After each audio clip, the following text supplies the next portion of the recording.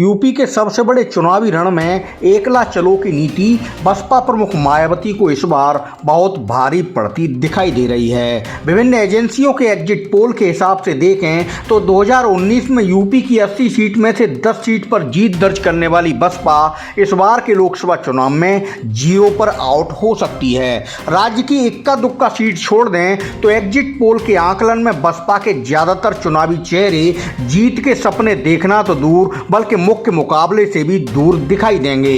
अपने cadre vote पर इतराने वाली बसपा के लिए बेहद घाटे की बात यह है कि 2019 तक जिस दलित वोट बैंक पर उसकी मजबूत पकड़ मानी जाती थी, इस बार बसपा के खिलाड़ी मैदान में होने के बाद भी कैडर वोट मुट्ठी भर भर कर भाजपा और सपा की झोली में गया है। 2022 विधानसभा चुनाव में बसपा को यूपी में महज एक सीट से संतोष करना पड़ा था, जबकि लोकसभा चुनाव में एग्जिट पोल के नतीजे बसपा को शून्य पर खड़ा होने की ओर इशारा कर रहे हैं। 2019 के लोकसभा चुनाव में बहनजी मायावती की पार्टी बसपा अखिलेश यादव की समाजवादी पार्टी के साथ चुनावी गठजोड़ के संग मैदान में उतरी थी। बसपा को पिछली बार पश्चिमी यूपी में सहारनपुर, बिजनौर, अमरोहा और नगीना सुरक्षित सीट पर विजय हासिल हुई थी, जबकि पूर्वी यूपी में बसपा ने अंबेडकर नगर, जौनपुर, श्रावस्ती, लालगंज और गाजीपुर सीट पर कब्जा जमाया था। हालांकि समाजवादी पार्टी को 2019 के चुनावी रण में बसपा से आधी यानी 5 सीटों से ही संतोष करना पड़ा था। सपा प्रमुख अखिलेश यादव आजमगढ़, नेताजी मुलायम सिंह यादव मैनपुरी, डॉक्टर एस.टी. हसन मुरादाबाद, आजम खां रामपुर और शफीकुर रहमान बर्क संभल से जीत दर्ज करने में सफल रहे थे, लेकिन सैफई परिवार के धर्मेंद्र यादव को बदायूं और डिंपल यादव को कन्नौज में हार का मुंह देखना पड़ा था।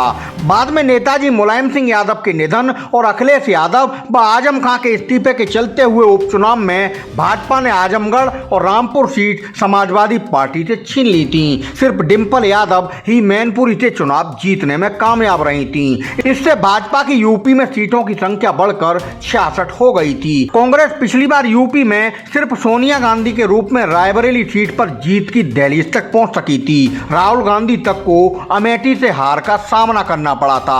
सपा कांग्रेस की खराब हालत के बीच बसपा की 10 सीटें मायावती कैंप के चेहरे पर 2019 में खुशी लाने वाली थी। अमरोहा सीट से बसपा प्रत्याशी कुंवर दानिश अली ने 2019 में भाजपा उम्मीदवार कमर सिंह तंवर को 63,000 से अधिक वोटों के अंतराल से पटकनी दी थी। सहारनपुर से बसपा प्रत्याशी फजलुर रहमान ने भाजपा के राघव लखनपाल शर्मा को 22,000 से ज्यादा वोटों से हराया था। बिजनौर में बसपा प्रत्याशी मलूक नागन ने 59,000 से ज्यादा वोटों से जीत दर्ज कर यहां बसपा का झंडा बुलंद किया था। इसी तरह नगीना सुरक्षित सीट पर बसपा प्रत्याशी गिरीश चंद जाटव ने भाजपा उम्मीदवार यशवंत सिंह को 1 लाख से ज्यादा वोटों के अंतराल से शिकस्त दी थी। पूर्वांचल की अंबेडकर नगर सीट से भी बसपा ने बाजी मारी थी, जहां मायावती की पार्टी के चुनावी चेहरा रितेश पांडे 95,000 से ज्यादा वोटों से चुनाव जीत दर्ज करने में सफल रहे थे। जौनपुर में बसपा प्रत्याशी श्याम सिंह यादव 80,000 से अधिक वोटों से विजयी हुए थे, जबकि लालगंज में भी बसपा के हाथी ने कमाल करते हुए उसकी प्रत्याशी संगीता आजाद 1,61,000 से ज्यादा वोटों से चुनावी मोर्चा फतह करने में सफल रही थी। श्रावस्ती सीट पर भी बसपा ने मुकाबला अपने नाम किया था, जहां से उसके प्रत्याशी राम शिरोमणि ने भाजपा प्रत्याशी दद्दन मिश्रा को 5,320 वोटों के कम अंतर से सही मगर जीत दर्ज की थी। पूर्वांचल के बाहुबली चेहरा मुख्तार अंसारी के भाई अफजाल अंसारी भी पिछली बार राज्य की गाजीपुर सीट से बसपा की टिकट पर चुनाव जीतने में सफल रहे थे, जिन्होंने भाजपा के दिग्गज चेहरा मनोज सिन्हा को आमने सामने के मुकाबले में पराजित किया था।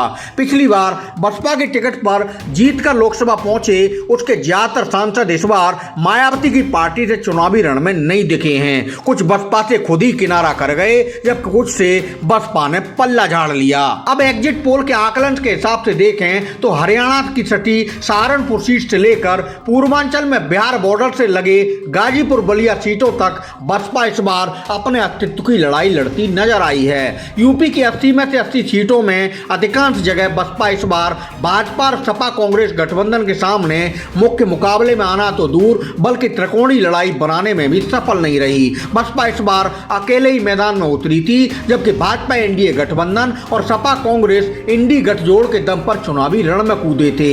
बसपा प्रमुख मायावती की एकला चलो की नीति इस बार चुनावी पिच पर असर नहीं दिखा सकी और पूरे राज्य में जहां अधिसंख्य मुस्लिम मतदाताओं ने सपा कांग्रेस गठबंधन की ताकत बढ़ाई, वहीं बसपा का कैडर वोट भी बसपा की चुनावी मोर्चे पर खस्ता हालत देख अपनी अपनी सहूलियत के हिसाब से काफी मात्रा में भाजपा और इंडी गठबंधन के साथ हो लिया।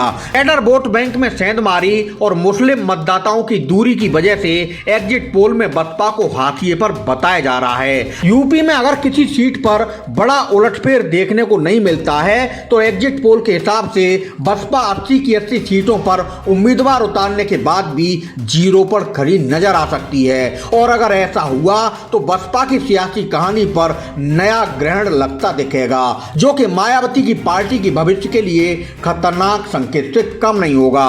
खबर चीफ ब्यूरो की रिपोर्ट।